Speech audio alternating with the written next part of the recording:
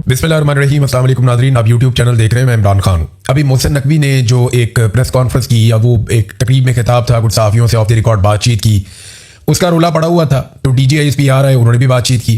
ज़रा पहले आप नुकात देख लीजिए। एक तो मैं आपको बताऊँ, उसकी वो साइड है जहाँ पे वो बताते हैं कि हमने इतने ऑपरेशन किए, इतने दहशतगर्द मार दिए, सिक्योरिटी फोर्सेज के इतने लोग शहीद हो गए। तो वो बहुत ज़्यादा तफसीलात में जाते हैं।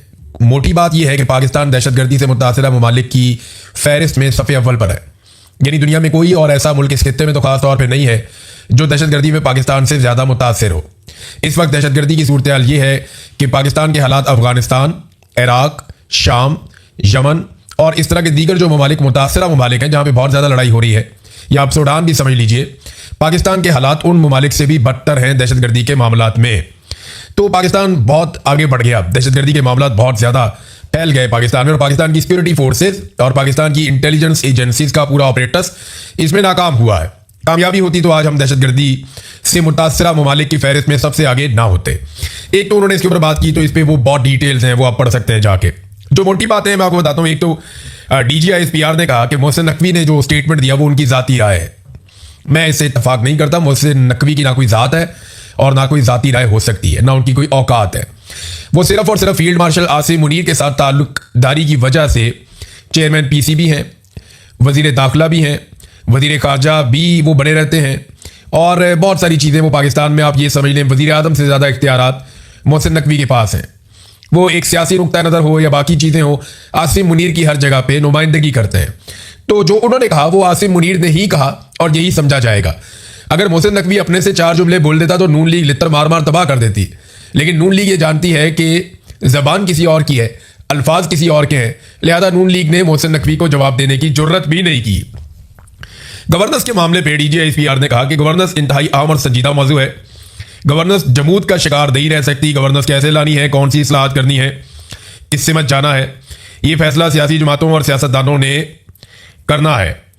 फिर सियासतदानों और रहनुमाओं से दरख्वास्त करता हूँ कि कौम को शऊर दें, कौम को मजीद कन्फ्यूज़ करने की ज़रूरत नहीं है। तो एक तो DGISPR साहब, आप होते कौन हैं सियासतदानों को या रहनुमाओं को मशवरा देने वाले? आप एक सरकारी मुलाजिम हैं, आपको सियासी बात ही नहीं करनी चाहिए, आपको शऊर की बात ही नहीं करनी चाहिए। आप अपनी नौकरी करें चुप करके वहाँ पे सर फेंक के। आपका सिक्योरिटी का काम है, आप जाएं जाके अपना सिक्योरिटी का काम देखें। वहाँ पे लगातार दहशतगर्दी बढ़ रही है, बजाय इसके कि आप हमारे सवालों के जवाब दें, आप हमें मशवरे दे रहे हैं कि मुल्क कैसे चलाना है, कैसे नहीं चलाना। भाई वो नवाज शरीफ, शहबाज शरीफ, मरियम नवाज, बिलावल, आसिफ जरदारी, ये लोग खुद ही तय कर देंगे इन्होंने मुल्क कैसे चलाना है। आप मेहरबानी करके सिर्फ अपना काम करें, आपका बनता नहीं है। आप कौन होते हैं कि आप मुदाखलत करें? और आपके मुताबिक शऊर की तारीफ क्या है कि जूते पॉलिश करेगा वो शऊर है? जो नौजवान शऊर की बात करता है, जो सवाल करता है, उसको उठा लिया जाता है, उसके घर की चादर और चारदीवारी का तकद्दुस पामाल कर दिया जाता है। कश्मीरियों के शऊर की तौहीन आपके सामने है, मारंग बलोच का शऊर आपके सामने है, इसी तरह ईमान मजारी का शऊर आपके सामने है। जितने सहाफ़ी जिन्होंने सवाल उठाने की जुर्रत की, उनके साथ क्या हुआ? जो सवाल नहीं उठा सकते वो अपने मुंह से रोज कहते हैं जनाब हम मजबूर हैं, पाकिस्तान में रहते हैं। तो आपके मुंह से तो शऊर वाली बात अच्छी नहीं लगती कि कौम को शऊर दिया जाए और मजीद कंफ्यूज ना किया जाए। सीधी सीधी बात है कि आप अपने हलफ की पासदारी करें। जब आपको ये निशानदेही की जाती है कि सर आप अपना हलफ क्यों तोड़ रहे हैं, तो आप कहते हैं ये बदतमीजी है, ये शऊर के खिलाफ है ये बात। यही तो वो शऊर है जो हर पाकिस्तानी को होना चाहिए। अब गवर्नेंस के मामले में वो कहते हैं सियासतदानों ने करना है जो करना है। तो 900 फैसले करके बिल्ली हज को चली। यानी DGISPR कहते हैं कि मुल्क कैसे चलाना है, गवर्नेंस कैसे करनी है, ये फैसले सियासतदान करेंगे। तो 900 फैसले जो आपने किए हैं उनके बाद अब आप हज को चले जाएंगे। 900 चूहे खाकर बिल्ली हज को चली, तो 900 फैसले करके अब आप गैर सियासी होने जा रहे हैं, सारा मलबा सियासतदानों पे डालने जा रहे हैं। आज मियां नवाज शरीफ को खड़े होना चाहिए, PMLN को खड़े होना चाहिए। मैं सबसे पहले आपका साथ दूंगा। आप आसिम मुनीर को बोलें कि आप सियासी मुदाखलत बंद करें। आप उन्हें शटअप कॉल दें कि अपने चमचों खर्चों के मुंह बंद करवाओ और इन्हें बोलो कि अपनी औकात के अंदर रहें और आप अपनी डोमेन में वापस जाए। मियां साहब हम सारे आपका साथ देंगे। अगर आप ये कर दें तो आपसे उम्मीद तो बहुत कम है, लेकिन अगर आप ये कर दें तो मौलाना फजल रहमान साहब ने जो स्टेटमेंट दिया उसके ऊपर DGISPR ने कोई ज्यादा सख्त रद्द-ए-अमल नहीं दिया, लेकिन उन्होंने कहा ऐसी गुफ्तगू गैर इरादी तौर पर इंडियन बयानिया को तकवीयत देती है। गैर इरादी तौर पर, यानी वो ये कह रहे हैं कि फजल रहमान ने जो कहा वो गैर इरादी तौर पर कहा, वो ऐसा कहना नहीं चाहते थे, उन्हें मार्जिन दिया फजल रहमान को, लेकिन ऐसा कोई मार्जिन यही DGISPR कभी भी पाकिस्तान तरीके इंसाफ को नहीं देंगे। उन्हें कहते हैं फितना है, डिजिटल दहशत गर्द है। उन्हें कहते हैं सिद्के दिल से माफी मांगेंगे तो हम नहीं छोड़ेंगे, बहुत मारेंगे, हम इनको निशाने इबरत बनाएंगे, हम ये करेंगे वो करेंगे। इन्होंने जो जमीन आसमान के कलाबे मिला के जुल्म भी बहुत किया, लेकिन फजल रहमान के मामले में गुंजाइश रखी। हालांकि पाकिस्तान तहरीक इंसाफ ने शोहदा के ऊपर कभी ऐसे अटैक नहीं किया, उनके बारे में कभी ऐसी बात नहीं की। फजलुर रहमान ने जो बात की वो डिबेटेबल है कि शोहदा की लाशें तो कारगिल में छोड़ के आ गए थे, पाकिस्तानी फौज छोड़ के आ गई थी। इंडिया ने पाकिस्तानी फौजियों को वहां अमानतन दफनाया था, और जो फौजी लाशें वापस भी आई थी वो इंडिया ने दी थी, और इंडिया ने रिक्वेस्ट करके दी थी कि भाई आओ और आगे अपनी लाशें ले जाओ। ये बात तो फजलुर रहमान की ठीक है, गलत नहीं है। तो लाशों की तौहीन तो हुई थी शोहदा की, और वो फजलुर रहमान ने नहीं की थी। लेकिन ये वाला ताना आपको पीटीआई ने नहीं दिया, इमरान खान ने नहीं दिया, फजलुर रहमान ने दिया। लेकिन इमरान खान को तुन के रखेंगे क्योंकि इमरान खान इनके जो बड़े बड़े मफादात हैं उनके खिलाफ खड़ा हो गया था। फजलुर रहमान जो है वो क्योंकि पता है कि अपना ही आदमी है, अभी जो बोला कोई बात नहीं, फिर इसके साथ बातचीत बन जाएगी। हार्ट स्टेट के बारे में एक बात की डीजीआईएसपीआर ने। हार्ट स्टेट के बारे में डीजीआईएसपीआर का स्टेटमेंट बड़ा इंटरेस्टिंग है। डीजीआईएसपीआर हार्ट स्टेट के बारे में कहते हैं कि हार्ट स्टेट में कानून सबके लिए बराबर होता है। अब सवाल यह पैदा होता है कि पाकिस्तान के army chief field marshal Asim Munir कई मरतबा कह चुके हैं कि मैं पाकिस्तान में हार्ड स्टेट कायम कर रहा हूं, और डीजीआईएसपीआर आकर यह बताते हैं कि हार्ड स्टेट का मतलब यह है कि कानून की नजर में छोटा बड़ा सब बराबर होंगे, कोई भी कानून से बालातर नहीं होगा। अब हार्ड स्टेट की ख्वाहिश रखने वाले और हार्ड स्टेट बनाने वाले फील्ड मार्शल आसिम मुनीर ने कानून से इस्तिस्ना फिर किस चक्कर में ले लिया? भाई एक तरफ आप हार्ड स्टेट की डेफिनेशन ये देते हैं, आप तारीफ करते हैं कि जनाब हार्ड स्टेट का मतलब है कानून सबके लिए बराबर, फिर आप कहते हैं हम हार्ड स्टेट बना रहे हैं, फिर आप खुद कानून से इस्तिस्ना ले लेते हैं कि जनाब कानून सब पे लागू होगा, मेरे पे लागू नहीं होगा। तो ये कौन सी हार्ड स्टेट है? लोगों को बेवकूफ बना रहे हैं ना। कहते हैं हार्ड स्टेट ला रहे हैं, इस तरह की स्टेट बन जाएगी, और फिर उसमें से अपने आप को निकाल देते हैं कि जनाब हम कोई जुर्म करें तो हमें कोई ना पूछे, कोई और जुर्म करे तो उसको जवाब देना पड़े। अब इसमें नाज़रीन बलूचिस्तान के हवाले से डीजीआईएसपीआर ने कुछ बातें की हैं। बलूचिस्तान में वो कह रहे हैं जी हम किसी एलीट से या किसी सरदार से कोई बात नहीं करेंगे। कुछ एलीट और सरदार ये चाहते हैं कि 1947 से पहले वाला स्टेटस को बरकरार रहे। वो स्टेटस को ये कहते हैं गरीब का बच्चा पढ़े लिखे ना, तरक्की ना करे, डॉक्टर ना बने, इंजीनियर ना बने, फौज में ना जाए, कारोबार ना करे, कुछ ना करे, क्योंकि वो मेरा गुलाम रहे, बंदूक उठा के मेरे लिए चलता रहे। मसला तो ठीक है, लेकिन डीजीआईएसपीआर आपका इससे कुछ लेना देना नहीं है। ना आपने इसको ठीक करना है, ना बलूचिस्तान में तालीम का काम आपने करना है, ना बलूचिस्तान में हेल्थ का काम आपने करना है, ना बलूचिस्तान में इंफ्रास्ट्रक्चर आपने डेवलप करना है, ना वहां की इकॉनमी आपने बेहतर करनी है, ना वहां की मादनियात में आपका कोई हिस्सा है। वहां की पॉलिसीज वहां के अवामी मुंतखब नुमाइंदे बनाएंगे। आप लाके कठपुतलियां बिठा देते हैं, तो वो कठपुतलियां यही कर रही हैं, कभी आप सरदारों के साथ मिल जाते हैं, कभी आप लाके अपनी कठपुतलियां बिठा देते हैं। डॉक्टर की आपने बात की तो मारूंग बलोच पढ़ी लिखी है ना, वो तो सरदार नहीं है, वो तो एलीट नहीं है, उसका तो बाप कत्ल करके फेंक दिया था, मसकशुदा लाश आ गई थी उसके बाप की, तो वो तो इंसानी हकूक की बात करती है, उसको जेल में क्यों डाला हुआ है? इसका कोई जवाब है आपके पास? वो जो बाकी लोग हैं जेलों के अंदर, जो पढ़े लिखे लोग हैं, प्रोफेसर हैं, जिन्हें जबरी तौर पे लापता किया है, उन लोगों का क्या कसूर है? सहाफियों को वहां जबरी तौर पे लापता कर दिया जाता है, जो आदमी बोले, सवाल उठाए, निशानदेही करे, उसे वहां पे गायब कर दिया जाता है। सरदारों का सिर्फ बहाना है। वो कहते हैं जी सरदार चाह रहे हैं कि हमें स्मगलिंग की इजाजत दी जाए, हम तेल स्मगल करें, हमें परमिट जारी किए जाए, हम जो है यहाँ पे मंशियात स्मगल करें, हमें परमिट जारी किए जाए। भाई मंशियात कोई और स्मगलिंग जो है उसके परमिट होते हैं, यानी यहाँ स्मगलिंग के भी परमिट जारी किए जाते हैं। हमें तो पहली दफा सुना डीजी साहब आपसे। और दूसरी बात यह है कि जितना बॉर्डर है बलूचिस्तान का और अफगानिस्तान का, या खैबर पख्तूनख्वा का और अफगानिस्तान का, वहां पे तो सारी की सारी एफसी बैठी हुई है, फौज बैठी हुई है। तो जहां जहां पे एफसी और फौज बैठी हुई है, उन इलाकों में मैंने खुद आपको तस्वीरें और वीडियो दिखाई है, मैं वहां पे खुद गया हूं। वहां पूरे बॉर्डर के साथ साथ साथ साथ साथ साथ सारी मंशियात उगी हुई है, सारा मंशियात का कारोबार वहां पे हो रहा है। यानी वो इतना करीब हो रहा है कि ऊपर ये सामने मोर्चे में फौज बैठी हुई है, एफसी बैठी हुई है, ये नीचे सारी मंशियात लगी हुई है, और दिन रात लोग उसके ऊपर काम कर रहे हैं।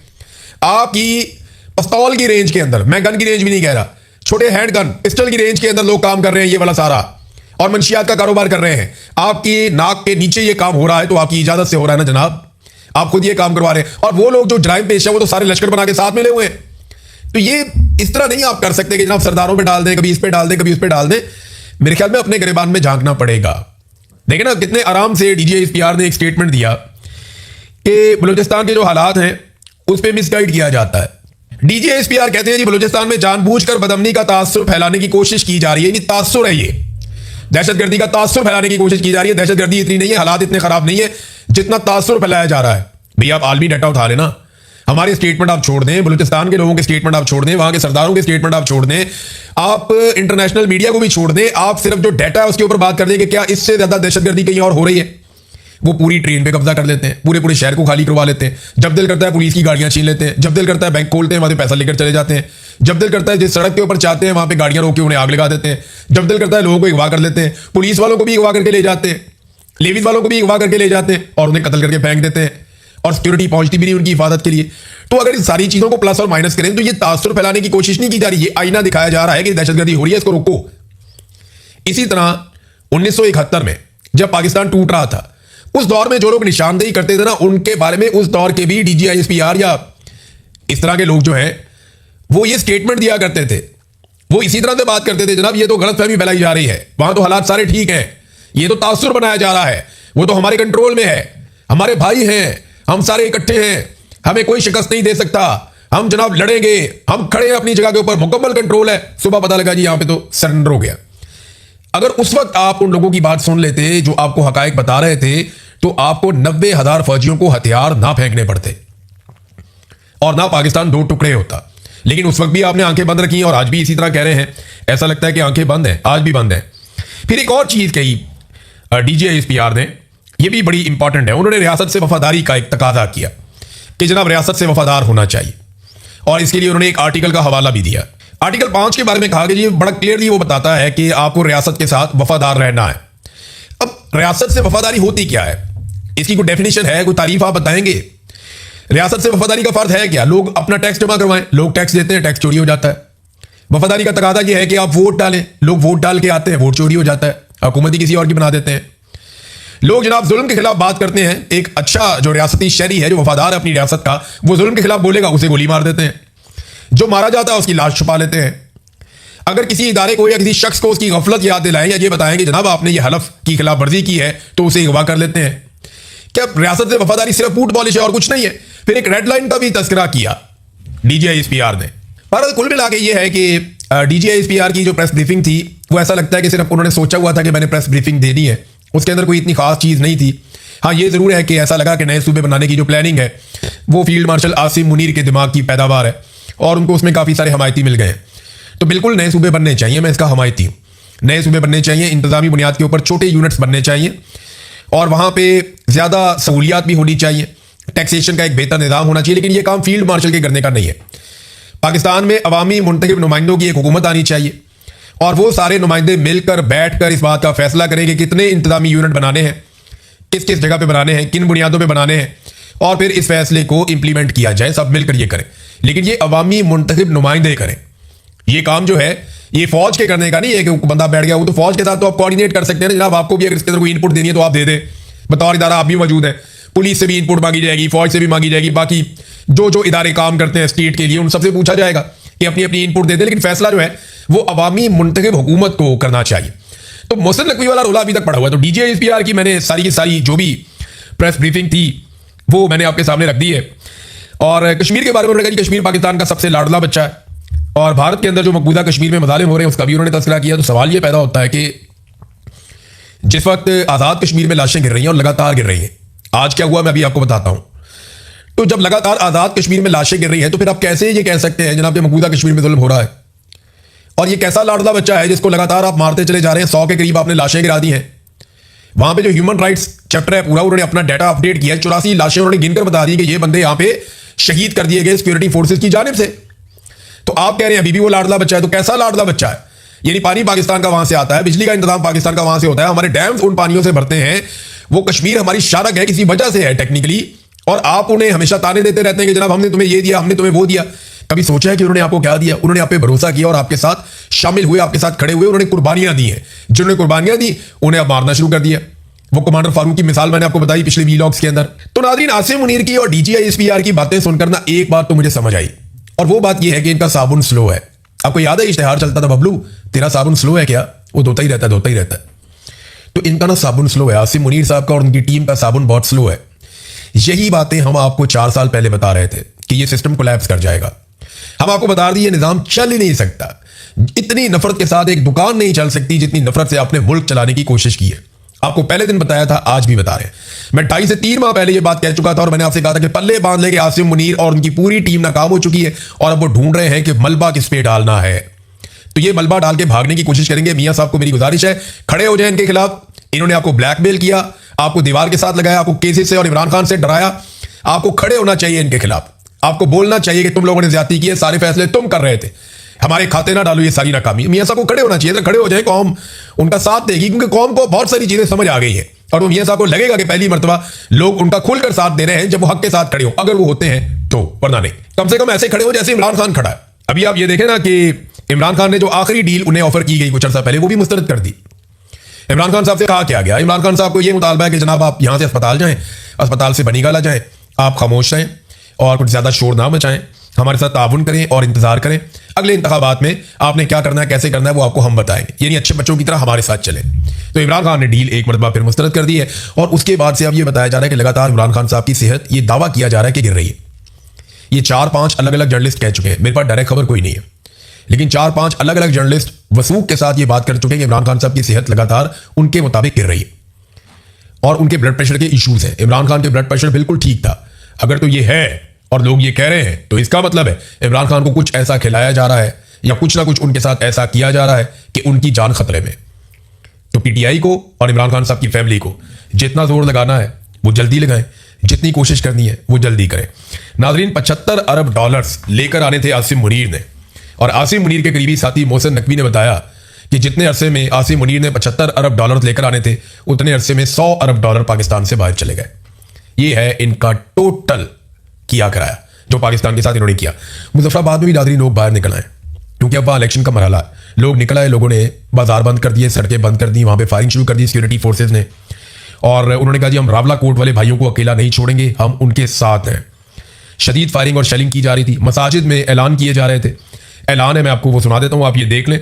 लाहौर में जो लोग निकले कश्मीरियों के हुकूक के लिए, उन लोगों को गिरफ्तार कर दिया गया, खवातीन को भी गिरफ्तार कर दिया गया, और अपने मुंह से ये कहते हैं कि जनाब मैं कश्मीर की बेटी हूं, वो कहता है मैं कश्मीर का बेटा हूं। तो जो कश्मीर के अंदर उनको गोलियां मार रहे हैं शरपसंद करार देके, दहशतगर्द करार देके, जो असल कश्मीरी है वो दहशतगर्द बना दिए। एक यहाँ पंजाब से जाती है मैं कश्मीर की बेटी हूं, एक वो सिंध से आता है कहता है जी मैं कश्मीर का बेटा हूं, और जो असल में कश्मीरी है वो सारे दहशतगर्द हैं। ये सुने आप मस्जिद में क्या ऐलान हो रहा है।